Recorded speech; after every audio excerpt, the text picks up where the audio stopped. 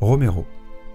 Pour toute personne qui adore le cinéma d'horreur et qui s'intéresse un petit peu à son histoire, ce nom résonne comme la quintessence d'un style, à la fois horrifique et politique.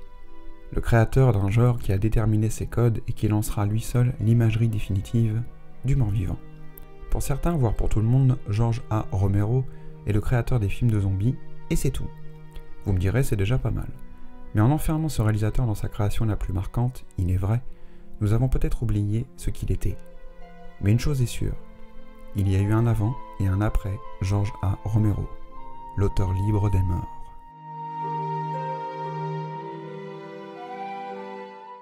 Lies inside us all. Come on down! George Romero's Bruiser. Henry se réveille un beau matin sans visage. Il réalise qu'il vient de perdre la chose la plus importante au monde, son identité.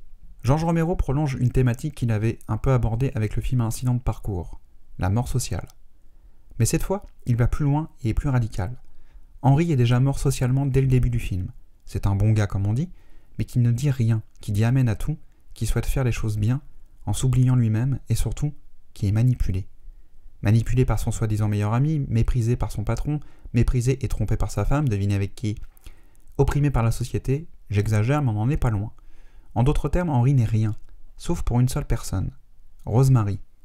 Mais Romero enfonce le clou avec ce fameux masque visage qui symbolise sa perte d'identité. On pourrait croire qu'il s'agit d'un film de vengeance tout ce qu'il y a de plus banal. Oui et non. Le film est mélancolique, triste, et Henry, incarné par un très bon Jason Flemyng, est un être ayant réellement besoin d'aide. Sa transformation, on va parler comme ça, se fait progressivement. D'abord avec des flashs, des visions gore, de sa colère et de sa frustration. Ce qui lui arrive juste après le tue définitivement, et sa décision de faire payer à ceux qui lui ont fait naître ce mal-être, et je ne dirais pas justifié, mais c'est la suite logique de son parcours. Retrouver une image sociale. Romero propose un film plus qu'intéressant, mais je mettrai une réserve sur la fin, qui est à la fois trop simple par rapport à l'ensemble, et à la fois avec un message douteux.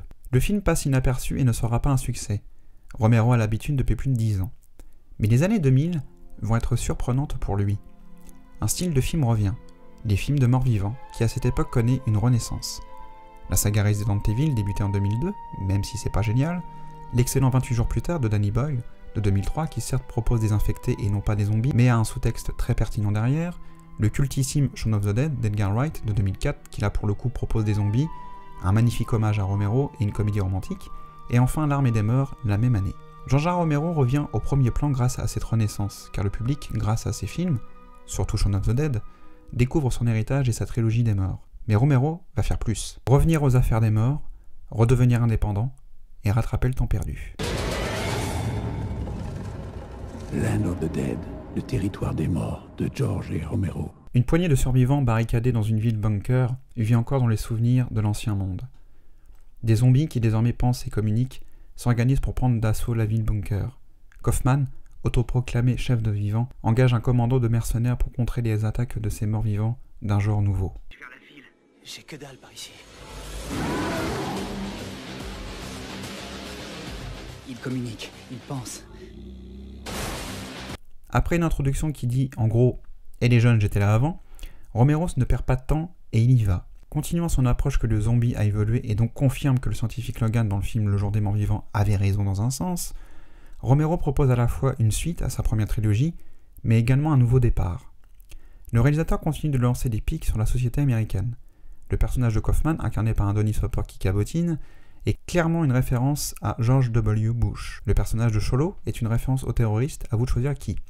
Il faut rappeler que le film arrive après le 11 septembre 2001. Les corporations qui vivent dans leur tour d'ivoire, ignorant les problèmes des très très pauvres. Mais surtout, George Romero prend parti. Commencé plus ou moins dans Le Jour des Morts Vivants, là c'est flagrant. Les victimes ne sont pas les survivants, mais bien les zombies qui vont se révolter afin de récupérer leurs ressources détruites par les vivants. D'ailleurs, le meilleur personnage du film est Big Daddy, un zombie et surtout le chef, on va dire, de la révolte. George A. Romero n'a pas perdu sa vision cinglante de la société américaine, même si c'est moins subtil qu'avant. Mais le film donne également ce que le public attend.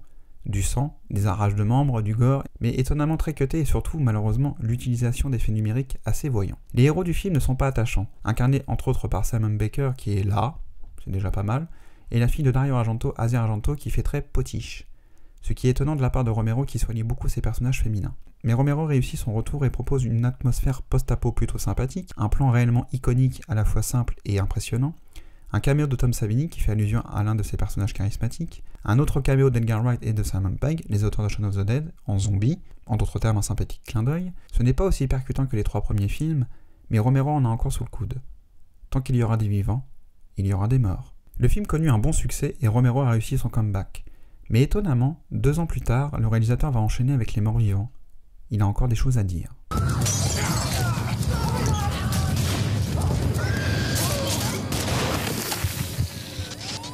Every time we walk in somewhere, somebody dies.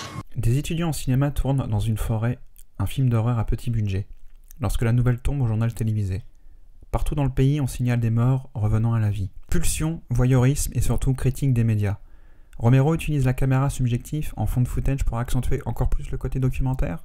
Probablement, car on ressent que le réalisateur souhaite revenir à la base de son cinéma. Le procédé peut être désagréable, il est vrai, mais Romero prend ce risque et surtout s'en sert pour approfondir son propos. Le film parle avant tout de notre besoin de filmer tout, de montrer notre réalité via le net ou les réseaux sociaux. Les personnages du film n'arrêtent pas de filmer ce qu'ils voient, y compris des choses horribles et même des choses horribles à leurs proches. De plus, Romero ajoute que la réalité est une question de point de vue. Brie Reno, je vous parle en direct de la petite ville de Homestead où une tragédie vient à peine de frapper une famille d'immigrants. Un individu non identifié a tiré sur sa femme et son fils de 16 ans, les tuant tous les deux avant de se suicider en retournant l'arme contre lui. Qu'est-ce qui se passe? Nom de Dieu! Quoi? Besoin de quelque chose? J'arrive pas à le croire! Quoi, y a un problème avec la caméra? Répare-la! C'est dingue! Elle bouge encore! Oh, c'est pas vrai, Brody, je suis en plein milieu d'un reportage. Quoi? Nom de Dieu, de bordel de merde! C'est pas vrai. Je croyais qu'ils les avaient tués. Et moi aussi, je croyais! Et également la désinformation de la réalité faite par les médias. Mais les zombies là-dedans, ils sont présents, beaucoup moins que dans le précédent film, mais ils sont là, dans le décor attaquant. Moins gore, mais tout aussi dangereux. Ce qui n'empêche pas d'être intrigué par le propos de Romero, qui apparaît dans le film dans le rôle du chef de la police. Des caméos prestigieux et vocaux, genre Tom Savini, Simon Pegg, Wes Craven, Guillermo del Toro, Stephen King et Quentin Tarantino. Et une petite pique bien sentie encore une fois aux zombies qui courent de l'armée des morts de Zack Snyder. Si ça n'a pas été filmé, c'est que ça n'a pas existé. Le film a eu un succès plutôt modeste en comparaison avec Land of the Dead, mais Romero enchaîne et surtout pour la seule et unique fois, il décide de faire une suite directe.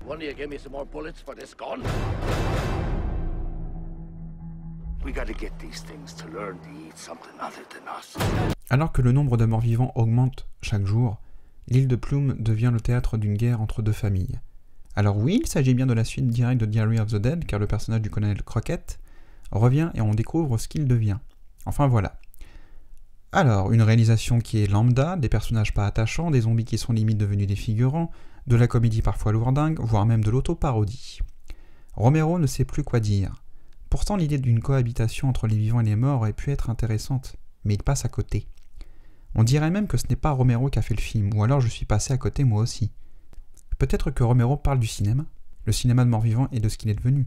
Horrifique mais pas trop, avec des personnages inconsistants, avec de l'humour lourdingue, de la parodie, se prenant jamais au sérieux, ayant beaucoup de recul, plus de sous-texte derrière. Je ne sais pas. Est-ce qu'il s'agit du plus mauvais film de son auteur ? À vous de voir, mais ce n'est pas loin. Cette nouvelle trilogie des morts, La Terre, Le Journal et La Survie, n'apporte pas grand-chose à l'ensemble de l'œuvre de Romero. Elle signe son retour. Il y a de très bonnes intentions, continuation des jolis clins d'œil comme dans Land of the Dead, un sous-texte intéressant qui est dans l'air du temps comme dans Diary of the Dead, mais il n'y a plus de subtilité. Et le dernier film.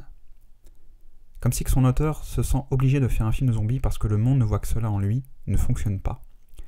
Survival of the Dead est non pas le film de trop de son auteur, mais la mort de trop. Ce film n'a pas marché et est sorti directement en DVD en France. George Romero décide de laisser les morts vivants et a un autre projet qui n'a rien à voir. Il souhaite réaliser un remake d'un film de l'un de ses amis. Un film de Dario Argento.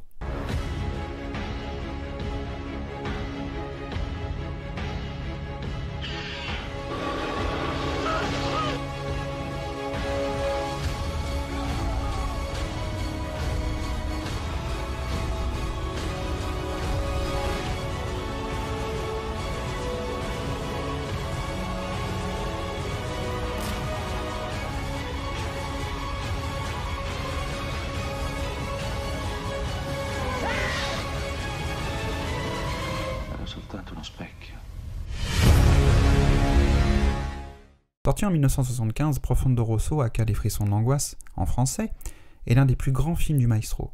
Romero désire de faire le film en 3D. Mais Dario Argento n'est pas d'accord et ce film ne se fera pas.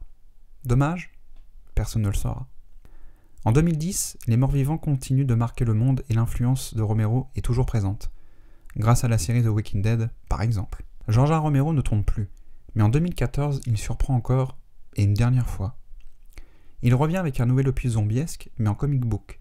Édité en 3 volumes par Marvel Comics et écrit par Romero, Empire of the Dead place son intrigue à New York, mettant en scène des zombies qui se rapprochent beaucoup des morts-vivants de la première trilogie des morts, mais pour la première fois, ils ne sont pas seuls. Il y a aussi des vampires. Des vampires, comme dans le roman de Richard Matheson, Je suis une légende. La boucle est bouclée. En 2015, Romero annonce qu'une adaptation de Empire of the Dead en série live est en chantier. Il déclare qu'il écrira le pilote et les épisodes de la série et possiblement en réaliser quelques-uns. Malheureusement, cette série ne verra jamais le jour. Monsieur George A. Romero rejoint les étoiles de l'immortalité le 16 juillet 2017, à l'âge de 77 ans. Il aurait passé les derniers instants de sa vie de survivant à écouter la bande originale de l'un de ses films préférés, The Quiet Man, L'homme tranquille en français, datant de 1952, réalisé par John Ford avec John Wayne. George A. Romero laisse un héritage puissant, qui encore aujourd'hui marque et influence le cinéma d'horreur, plus particulièrement les films de zombies, comme l'excellent Dernier train pour Busan, sorti en 2016, qui est à la fois un film horrifique, politique et social, qui d'une certaine manière prolonge l'héritage de Romero. Mais cet auteur ne doit pas être enfermé comme celui qui a modernisé l'imagerie des morts vivants. Il n'a pas fait que ça. Il laisse une filmographie très riche abordant des thèmes précis. La discrimination et le racisme, la liberté individuelle, la condition de la femme, la pression religieuse, la société de consommation et les rêves d'enfants, entre autres. Qui a tenté d'être libre artistiquement, de garder son indépendance et de ne pas être prisonnier d'un système. Il laisse également plus de 50 scénarios qui n'ont pas été tournés. L'un d'entre eux s'intitule Road of the Dead, qui raconte que des humains organisent des courses automobiles de morts-vivants dans une arène moderne. Ce film est en développement, mais depuis 2018. Un roman intitulé The Living Dead et qui sera terminé, finalisé par l'auteur Daniel Cross. Et surtout, un film inédit. The Amusement Park, le parc d'attractions, a été réalisé en 1973. À l'origine, c'était une organisation caritative luthérienne qui avait chargé Romero de réaliser un film afin de sensibiliser les consciences sur les effets de la vieillesse, l'indifférence de la société et la maltraitance envers les personnes âgées. L'histoire du film est un homme âgé vêtu d'un costume blanc qui erre dans un parc d'attractions de Pittsburgh. Désorienté, isolé, il est bientôt confronté à de nombreux étrangers, mystérieusement hostiles. Tous semblent vouloir l'humilier. D'une durée de 53 minutes, il n'a jamais été montré publiquement. La raison ? Apparemment, le film serait terrifiant, même si ce n'est pas un film d'horreur. Et surtout, Romero critiquerait les institutions américaines et il serait impitoyable.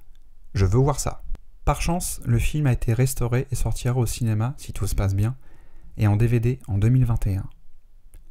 George A. Romero, l'auteur libre pour l'éternité.